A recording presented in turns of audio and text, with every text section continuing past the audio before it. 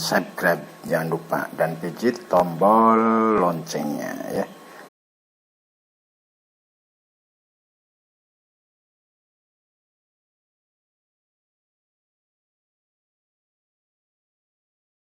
Apakah Imam Syafi'i memperbolehkan tahlilan? Karena saya pernah dengar tausiah dari golongan yang mengharamkan tahlilan. Mereka menyatakan bahwa Imam Syafi'i tidak melakukan tahlilan. Terima kasih Buya. Assalamualaikum warahmatullahi wabarakatuh. Assalamualaikum. Tahlilan itu apa sih? Tahlilan itu menghadiahkan pahala kepada orang yang meninggal dunia. Sebetulnya orang itu tidak boleh berhujjah dengan hawa nafsu. Baik. Orang yang mengatakan tahlilan tidak dilakukan oleh Imam Syafi'i. Kalau memang saya ketemu dengan orang tersebut, yang mengatakan tidak boleh tahlilan siapa? Imam Syafi'i. Baik. Kenapa kamu hanya menyebut Imam Syafi'i saja? Yang lain bagaimana? Misalnya, anggap saja Imam Syafi'i tidak memperkenankan menghadiahkan pahala. Tapi imam yang lain bagaimana? Kan imam kita banyak. Kenapa harus kamu katakan bid'ah yang tidak dilakukan Imam Syafi'i? Memang dinukil bahwasanya menghadiahkan pahala menurut ulama 4 madhab, 3 madhab nyampe. Kecuali yang dinukil dari Imam Syafi'i. Jadi Imam Syafi'i mengatakan ihda'u thawab menghadiahkan pahala tidak nyampe. Ihda'u thawab itu istilah fikih yang ada.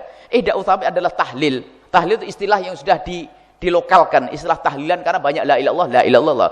Artinya tahlilan itu adalah menghadiahkan pahala kepada orang yang telah meninggal dunia dari apa yang kita baca. Dan menghadiahkan pahala ini ulama berbeda pendapat.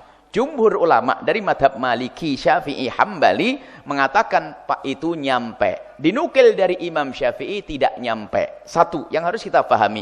Ulama berbeda masalah nyampe atau tidak nyampe. Bukan bid'ah atau tidak bid'ah. Kenapa kok jadi berubah bid'ah menjadi bid'ah dan tidak bid'ah? Itu hanya perbincangan di antara ulama nyampe atau tidak nyampe. Kalau Anda meyakini tidak nyampe, ya sudah, Anda jangan lakukan. Akan tapi ulama tidak mengatakan bid'ah itu. Imam Syafi'i pun yang dinukil dari Imam Syafi'i itu tidak mengatakan bid'ah Imam Syafi'i. Hanya dinukil dari Imam Syafi'i bahwasanya ihda'u thawab tidak nyampe. Nabi Imam Syafi'i tidak melanjutkan, lalu jadi bid'ah. Dari mana kok kamu katakan jadi bid'ah? Satu. Kemudian yang bisa menjelaskan adalah murid Imam Syafi'i. Sehingga jumhur ulama Syafi'iyah mengatakan nyampe. Sehingga pada akhirnya 4 madhab bersepakat. Kalau ada dinukil dari Imam Syafi'i, anggap saja Imam Syafi'i mengatakan tidak nyampe. Tapi kan masih ada imam yang lainnya. Baiklah, kalau Anda berkekeh bahwa Imam Syafi'i mengatakannya tidak nyampe, baik. Hari ini orang Indonesia taklid dengan madhab Malik, madhab Hanafi, madhab Hambali dalam urusan tahlilan. Masih mau dikatakan bid'ah lagi. Jadi permasalahannya adalah kalau sudah nggak senang dengan Anda, pokoknya kamu harus masuk neraka. Sesaat kamu masuk neraka gara-gara tahlilan, kalau tahlilan ada hujahnya dirubah lagi. Pokoknya kamu harus masuk neraka. Tak cari-cari kesalahanmu. Ya sudah, gara-gara kamu tawasulan, gara-gara maulid Nabi, gara-gara ini. Lah kok kebencian dengan orang diperlebar ini? Ini permasalahan kebencian. Kalau masalah khilaf di antara ulama, kenapa kita harus menjadi orang yang keras semacam itu? Ini coba. Mereka mengambil qaul ulama itu hanya karena hawa nafsu. Ini adalah sangat sederhana. Ihda'u thawab. Bahkan kita bisa nukil dari imamnya, orang yang sangat mereka agungkan. Imamnya. Lihat, kalimat ini saya sampaikan di sini. Kalau seandainya ada yang menagih, saya tidak sebut namanya. Karena saya tidak pengen nyebut nama imam-imam yang seperti itu. Imamnya orang yang mengingkari tahlilan dan ihda'u thawab dengan terang-terang mengatakan nyampe dan boleh, tidak bid'ah. Ini saya ucapkan di hari ini di majelis ini, di media ini. Kalau seandainya yang menuntut dari orang yang anti tahlil, mana imamnya, saya sebutkan. Kalau sudah ada yang tanya benar, saya sebutkan di media juga. Nah, ini ada imamnya mereka yang sangat diagung-agungkan. Kalau sudah dinukil dari beliau ini langsung habis semuanya. Imam Syafi'i kalah semuanya.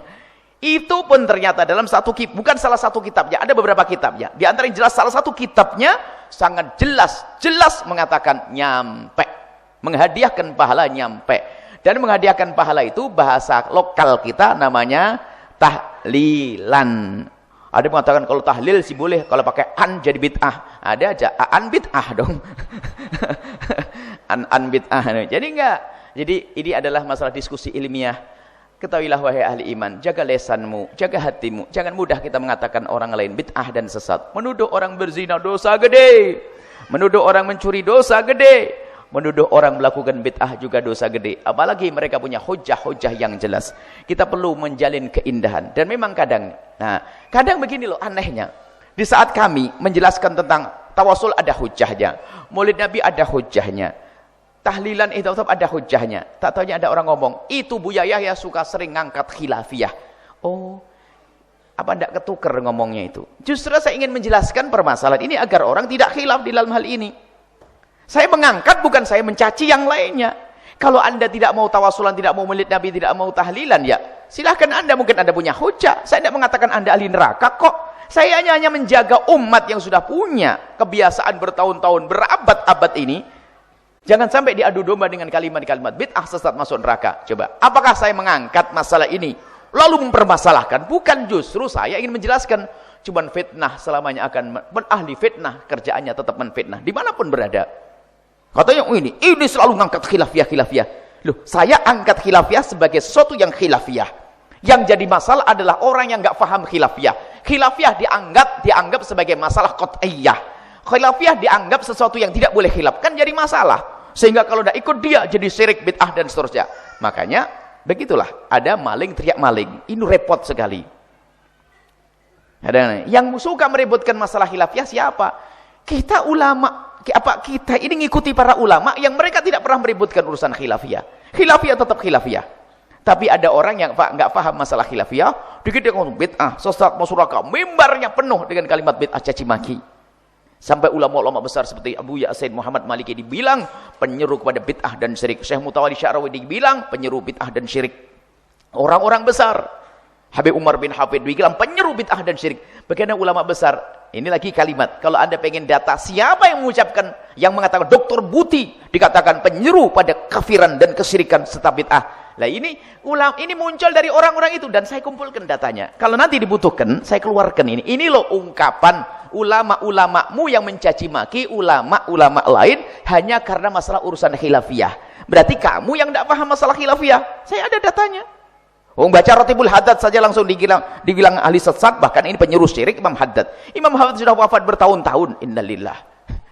Dan bukunya indah kalau Anda baca kitabnya Imam Haddad rahimahullah ta'ala. Indah kitabnya, penuh dengan syariah. Nggak ada penyelewengan. Bahkan Imam Haddad mewanti-wanti agar tidak membaca kitab-kitab yang tasawuf, akan tapi yang berat-berat, takut kita salah faham. Imam Haddad rahimahullah. Cuman fatwanya jelas, fatwa fulan bin fulan, bahwasanya Ratibul Haddad adalah banyak bid'ahnya di dalamnya, tidak perlu dibaca, itu kebiasaan sufi dan sebagainya. Saya kumpulkan ini semuanya. Kadang-kadang ngenes kayak ngeliat itu. Saya kumpulkan bukan untuk menyimpan dendam, akan tapi ini akan kami hadirkan suatu ketika jika dibutuhkan. Karena apa? Banyak orang tertipu, mengagungkan dia, tidak tahu ulama kita dihinakan, ulama kita dicaci maki, ulama kita diolok. Innalillah. Ini adalah permasalahan umat. Kita perlu satu. Umat ini perlu disatukan. Lah, kalau ada menyeru kepada persatuan umat Islam, itu yang perlu dipangkas adalah tidak cukup kita menyeru bersatu. Akan tapi yang perlu kita perhatikan adalah benalu. Siapa yang gampang menganggap umat Islam tidak Islam lagi? Itu loh. Kalau kita umat Islam ahli sunnah wal jamaah syariah, satu selesai.